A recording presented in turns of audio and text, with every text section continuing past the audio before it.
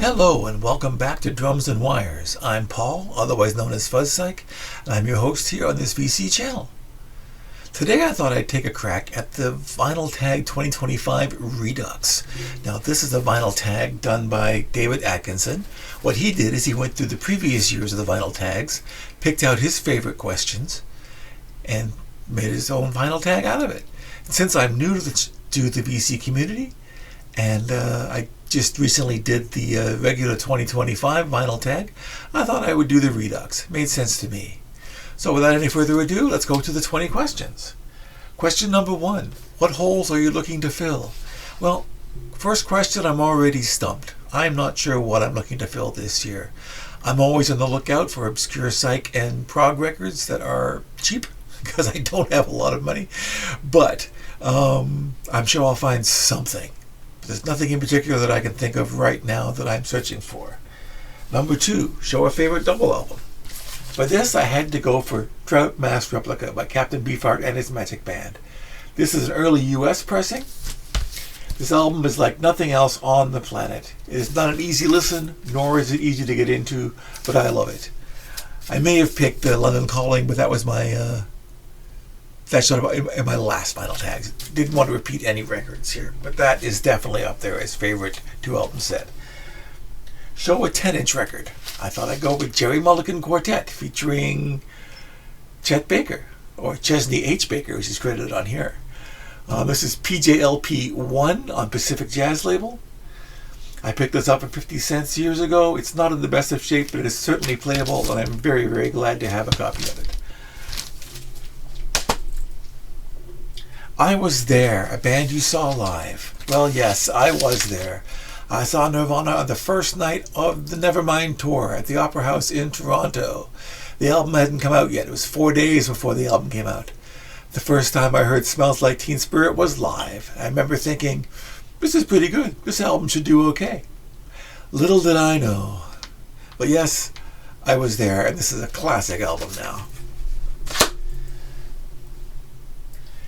The discography you own the most releases from? Well, on vinyl, that would have to be Of Montreal. Of Montreal are not from Montreal. They are a US band. Mostly it's one guy, Kevin Burns. He does everything on here. For the most part, sometimes he has a band, sometimes he does it all by himself. So this is probably the band that I have the largest run of albums from. I'm just going to quickly throw them up here.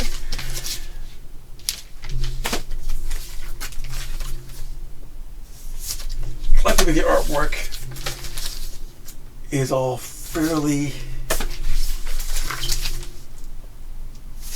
similar. You always know when you have a Of Montreal release.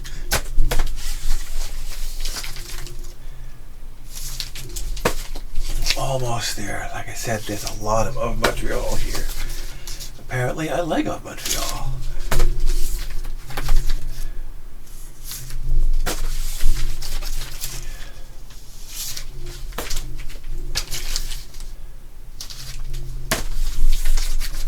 And that's the last one there. So Of Montreal, the band I have the largest run of consequential albums by.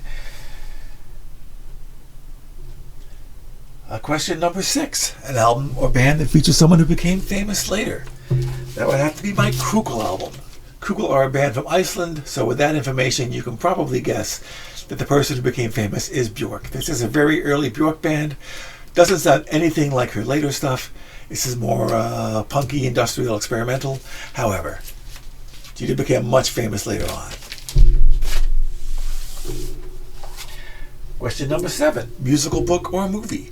One of my favorite musical movies is this. Ladies and Gentlemen, The Fabulous Stains. I believe it's Laura Dern's movie debut. It's about 3 girls who form a punk band. The rival punk band is played by members of the Pistols and the Clash. So it's well worth checking out this movie. It stars a 15-year-old Diane Lane. So there you go. An album you bought for cheap that is now worth money. Well, I was a big Tori Amos fan back in the day. Still am, I suppose. I bought this album from the Choir Girl Hotel back when it came out. Probably for about $25, $30, whatever the going rate was back in the 1990s. And it's never been repressed, and for some reason on Discogs nowadays, it goes for $500. So here's an album that I picked up cheap that is now worth money. And no, I'm not selling it. So your favorite drummer. One of my favorite drummers of all time has to be Clem Burke from Blondie. This is also one of my favorite album covers of all time. Clem's not on the front, he's on the back, and he is over here. That's Clem Burke there. Any doubts about his drum prowess? Just listen to Dreaming from this album. One of my favorite drummers of all time, Clem Burke.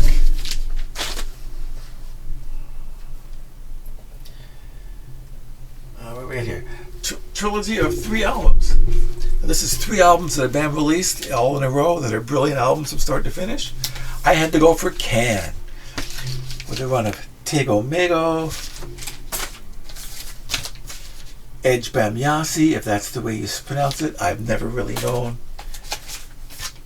and Future Days. This is a signed US original, signed by Damo Suzuki, who's the vocalist for all 3 of these albums. If you're just getting into krautrock, that's a good place to start. Any of those 3 albums are just brilliant and let you know what the whole genre is all about there. Number 11, album that needs a vinyl pressing. Here's something a little obscure for you. It's a Canadian band from PEI called Strawberry and their brilliant album Broke Heart Audio. I consider this a lost Canadian classic, although not many people know about it. It's a wonderful indie pop with some trip hop elements, some wonderful twee female vocals, and I just think it's a brilliant record. It's never been on vinyl and probably never will be. It came out in 1998. I'm not expecting a vinyl release, but I would be first in line to get one if it ever came out. Number 12, girl group. I decided to go for Plumtree. It's a wonderful girl group from out east of the Halifax way. Put out 3 classic albums. Probably best known for their song Scott Pilgrim, which inspired the comic book, which inspired the movie. So a punk album. I decided to go for the first album from the Boomtown Rats. They certainly didn't stay punk, but their first album is a punk banger. I've listened to it hundreds of times. It's a classic album, and I do recommend getting this if you ever see it. It does not sound anything at all like I Don't Like Mondays, which is a brilliant track, don't get me wrong. Album by first artist you saw live. Well, the first concert I ever went to was XTC at War Memorial Hall in Guelph, Ontario, Canada, February 3rd, 1980. But technically the first band I ever saw would have been the opening band, Fingerprints. They put out 3 mostly forgotten albums nowadays, but they're all very good, and I would recommend checking these out. Talking about some cheap heat, pick up some Fingerprints. Next question is album from another continent. I went for Hunters and Collectors, The Way They Go Out. This is from Australia. It is an Australian pressing of their live album. One of the few bands I know of with a resident French horn player. But they don't sound very classical at all.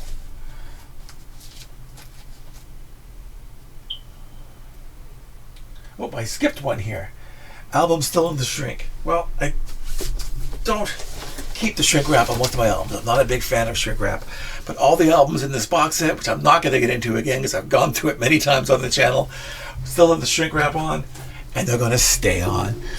They were all open, but the shrink wrap was still on, and I don't have the heart to take them off. I'm leaving them just the way they came to me. Album with at least 8 people on the front cover. I've gone for the Brooklyn Bridge. This is their 3rd album. It's also self-titled as well as their first. I believe it is. Yes, it is. And I counted, and there's 10 people on the front cover of this album, and all 10 of them are in the band. They're a rather large band. A favorite soundtrack album. I went for Freaked. If you've never seen this movie, I recommend checking it out. It is above and beyond. It's a great movie. It also stars Keanu Reeves as the dog boy, but he is uncredited. Nice gatefold here. And it comes on a very nice splatter vinyl. It's the songs to the movie and a second album of the actual score. Question number 19. Album with no writing on the cover. For that, I went for King Crimson Islands. There's no writing anywhere on the cover except for the spine, letting you know what you have. Well, I wonder how they market albums like this. You just go to the record store, you see this, and like, what is it? I don't know. Almost as bad as death metal logos. You still can't tell, even though it is written on the cover. And question number 20 is favorite VC experience or advice? Well, I'm pretty new to the vinyl community, video community here, and I don't really have any advice for you except for just do it. If you've been thinking of doing it, just do it. It's not that difficult. It's a lot of fun, and I'm sorry I waited so long to get started. Well, thank you very much for watching. If you like this video, please like and subscribe. I'll be doing the CD vinyl, not CD vinyl, but the CD tag 2025 next. Just for a little change of pace. Okay, thank you very much, and have a good day.